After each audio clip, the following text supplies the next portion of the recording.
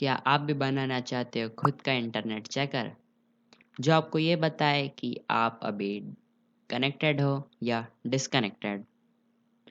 आज हम यही इंटरनेट चेकर बनाएंगे using HTML, CSS and JavaScript. तो कुछ इस प्रकार का ये फाइनल बिल्ड दिखने वाला है और आप देख सकते हो कितना बढ़िया इसका UI है। So without any time waste, let's get started.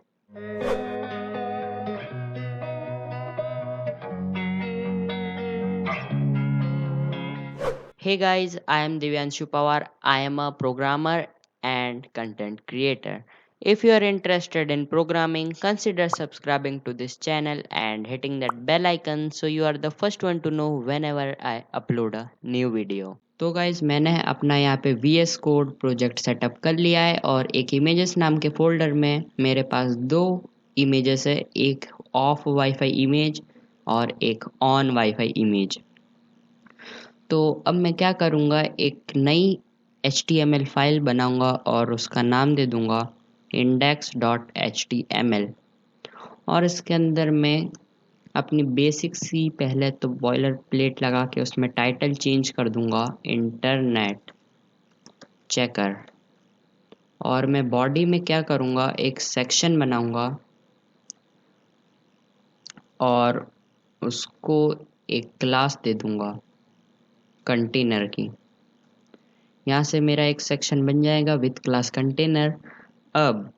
अब इसके अंदर मैं एक h1 टैग डालूंगा और उसके अंदर मैं लिख दूंगा यू आर करेंटली लिखने के बाद मैं एक स्पैन टैग ओपन करूंगा और उसको अभी के लिए ब्लैंक छोड़ दूंगा। फिर उसके बाद मैं लिखूंगा LINE लाइन, यहाँ पे मैं ऑन और एक ऑफ टेक्स्ट लगाऊंगा। फिर H1 के बाद मैं अपनी इमेज को पेस्ट करना चाहूँगा और इसका जो src है मैं लिख दूंगा इमेज स्लैश अभी on wifi image on wifi dot png और ऑल्ट में मैं लिख दूंगा वाईफाई इमेज। फिर इसके बाद मैं एक h5 टैग लगाऊंगा और उसमें लिख दूंगा मेड बाय और मेड बाय के बाद में एक और स्पैन टैग ओपन करके उसमें अपना नाम लिख दूंगा। फिर उसके बाद हमारी जो HTML है उसका लगभग काम ख़त्म हो चुका है। अब मैं एक बार इसको लाइव सर्वर से ओपन करके देख लेते हैं कि कैसी काम कर रही है कि नहीं। तो देख सकते हो कि यहाँ पे मेरी इमेज और टेक्स्ट आ चुका है। अब इसको बारी है स्टाइल करने की। तो मैं अपने VS कोड में आऊँगा और एक और नई फाइल बनाऊँगा style.css और इसको यहाँ HTML में लिंक कर लूँगा। मैं लिखूँगा लिंक कॉलन CSS, तो यहाँ पे मेरी style.css ऐड हो जाएगी। अब मैं यहाँ पे CSS में कुछ स्टाइलिंग लिखूँगा अपनी HTML के लिए। उससे भी पहले मैं क्या करूँगा, एक फॉन्ट इंपोर्ट करूँगा ये गूगल फॉन्ट से।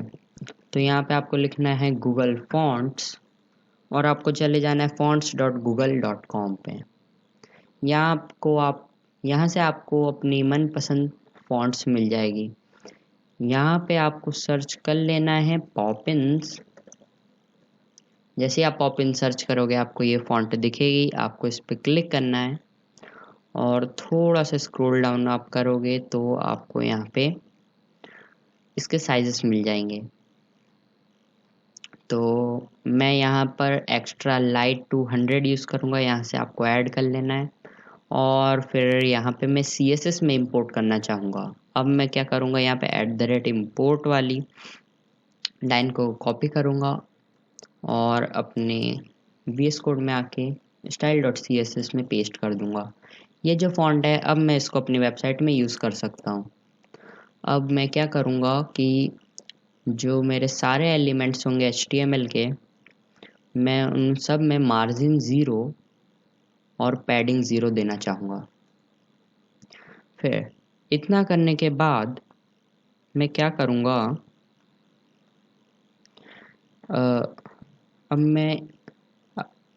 अब इतना करने के बाद मैं क्या करूँगा कि मैं अपनी बॉडी को स्टाइल करूँगा। तो जो बॉडी है उसकी जो मिनिमम हाइट है, उसकी मिनिमम हाइट हमको ले लेना है 100 VH, जिससे कि जो मेरी बॉडी का साइज़ है वो पूरी स्क्रीन के बराबर हो जाएगा। अब मैं इसमें एक बैकग्राउंड कलर दूंगा और एक RGB कलर मैंने यहाँ पे ले रखा है। अब मैं यहाँ लिख दूंगा रेड 39, ग्रीन 15 और ब्लू जो होगा हमारा वो होगा 39। यहाँ पे जो ग्रीन है वो होगा 15। अब बैकग्राउंड कलर के बाद इसके डिस्प्ले को मैं फ्लैक्स कर दूंगा और जो जस्टिफाई कंटेंट है उसको सेंटर और अलाइन आइटम्स को भी सेंटर। अब देखते हैं कि ये कैसा दिख रहा है। तो आप देख सकते हैं जो बॉडी है उसने बैकग्राउंड कलर जो मैंने दे रखा था वो ले लिया है और जो हमारा जितना भी कंटेंट है वो सब सेंटर में आ चुका है। अब इस सेंटर को स्टाइल करने की बारी, तो मैं लिखूंगा डॉट कंटेनर और इसकी भी डिस्प्ले को फ्लैक्स कर दूंगा। तो ये कुछ इस तरह से आ जाएगा। अभी ये रो, इसकी जो फ्लैक्स डायरेक्शन है वो अभी रो है। अब मैं इसकी जो फ्लैक्स डायरेक्शन है जैसे उसको कॉलम कर दूंगा, फ्लैक्स डायरेक्शन कॉलम, तो ये कुछ इस तरीके से आ जाएगा। अब मैं क्या करूँगा कि इसको एक बॉर्डर रेडियस दूंगा।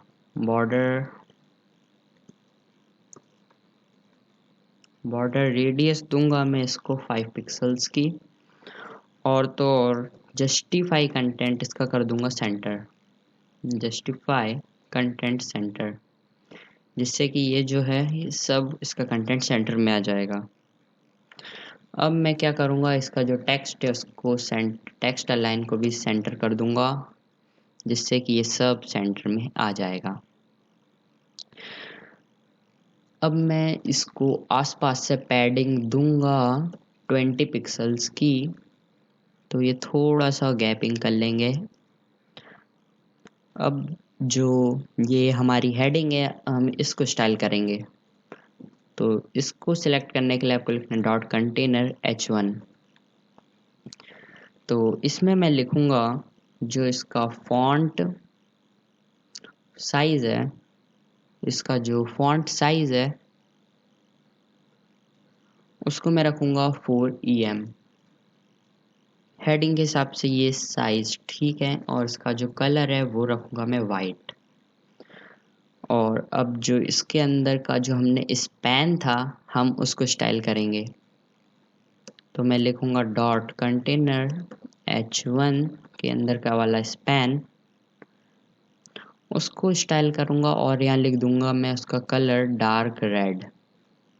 डार्क रेड और उसकी जो ओपेसिटी है उसको मैं अभी के लिए 0 कर दूंगा और जो उसमें एक ट्रांजिशन लगाऊंगा। ट्रांजिशन हम बाद में देखेंगे कि कैसे यूज़ करना है। तो मैं लिखूंगा ट्रांजिशन 0.5s और ईज। अब देखें तो जो हमारा स्पैन टैग है वो कहीं नहीं दिख रहा है, तो मैं यहाँ स्पैन के अंदर लिखूंगा ऑनलाइन ऑन। तो यहाँ पे देख सकते हो ये आ चुका है, लेकिन ओपेसिटी 0% होने के कारण नहीं दिख रहा है हमें। तो मैं अभी के लिए ओपेसिटी हटाऊंगा, तो आप देख सकते हो यहाँ पे आ चुका है। तो मुझे तो ये हेडिंग की फॉन्ट बिल्कुल भी अच्छी नहीं लग रही है। तो इसको चेंज करने के लिए आपको सिंपली करना क्या है, जो आपने स्टार यानी कि सारे HTML के एलिमेंट्स हैं उनमें लिख देना है फॉन्ट फैमिली और फॉन्ट फैमिली में पॉपिंस। तो आप देख सकते हो कितना बढ़िया ये फॉन्ट दिख रहा है। और मैं चाहूँगा कि यहाँ पे ये जो ऑनलाइन लिखा हुआ है ये यहाँ नीचे आ जाए। तो इसके लिए मैं क्या करूँगा, यहाँ पे एक BR टैग लगा दूँगा, जिससे कि ये जो है ये नीचे आ जाएगा। तो अभी तो मैं क्या करूँगा कि ओपेसिटी को वापस 0 कर दूंगा और अब इस इमेज को स्टाइल करने की बारी। तो इसका साइज़ जो है वो बहुत बड़ा है, तो इसकी जो विड्थ है वो मैं ले लूँगा 10 और हाइट भी मैं ले लूँगा 10 तो इमेज जो है ये छोटी हो चुकी है। अब मैं क्या करूँगा, इसमें भी एक ट्रांजिशन लगाऊंगा। ट्रांजिशन हम जावास्क्रिप्ट से कंट्रोल करेंगे। ट्रांजिशन में लगाऊंगा ऑल 1 सेकेंड और ईज का।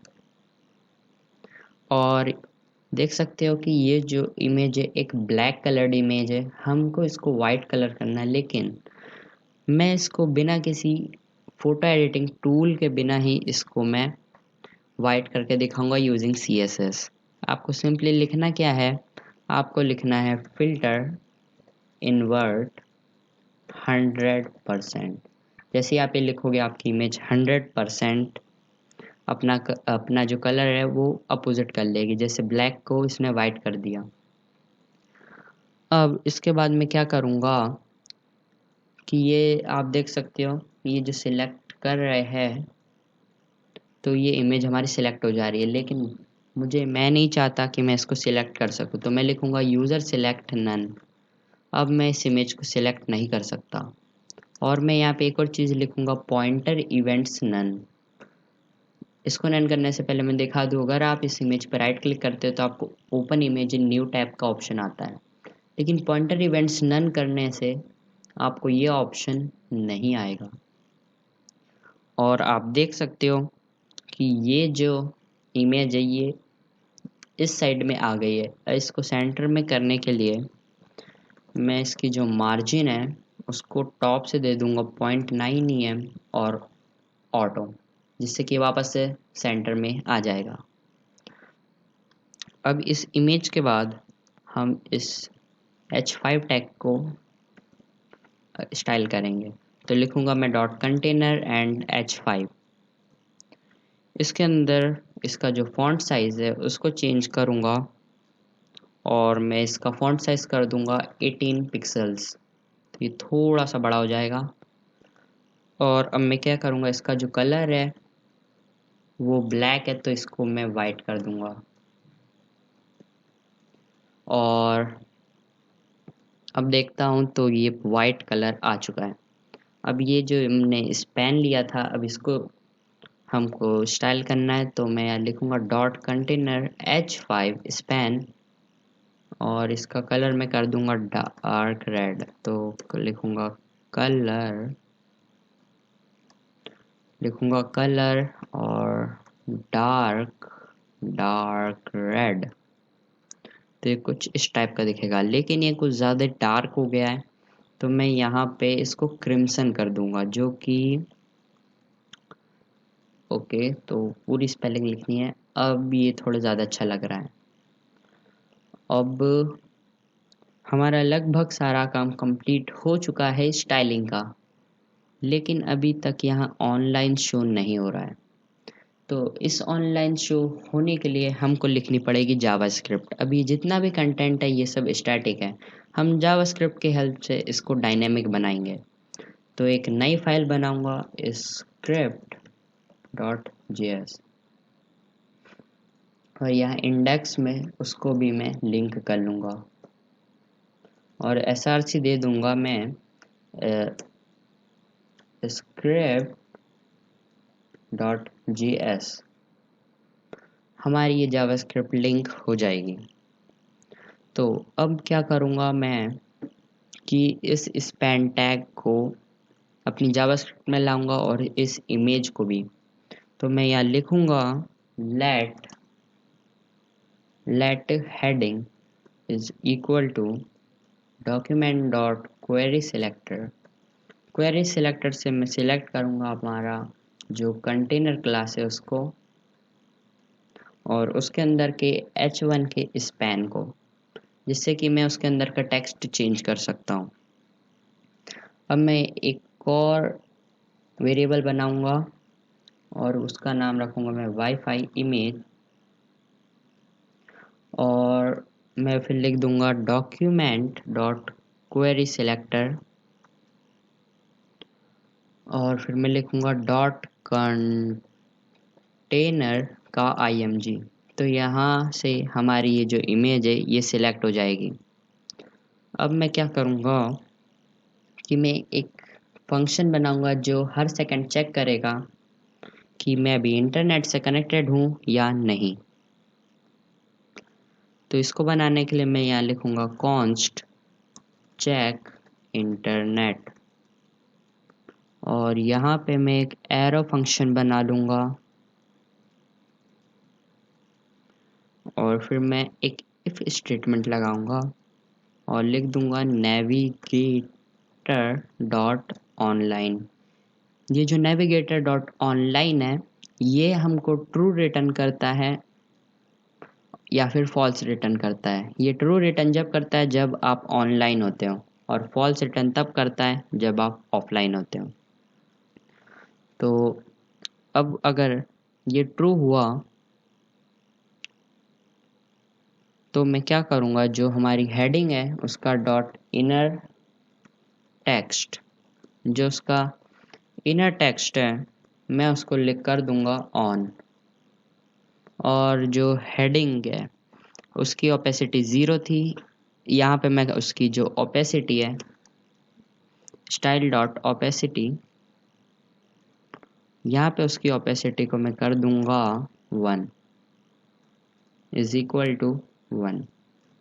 और जो हमारी वाईफाई इमेज है उसका एट्रीब्यूट, जिसका जो एट्रीब्यूट SRC है उसको मैं चेंज करके कर दूंगा images slash on wifi dot png। और अब मैं एक एल्स स्टेटमेंट लिखूंगा, उसमें मैं लिख दूंगा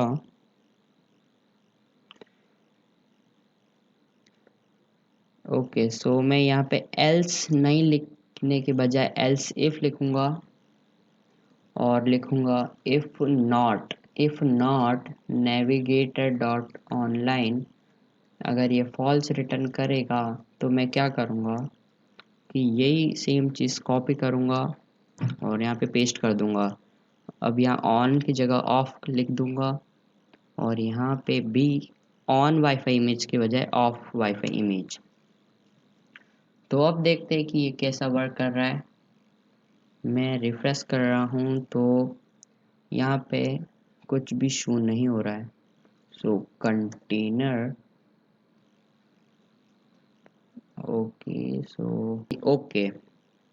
ओके सो मैंने अपना फंक्शन को रन ही नहीं किया। तो फंक्शन को मैं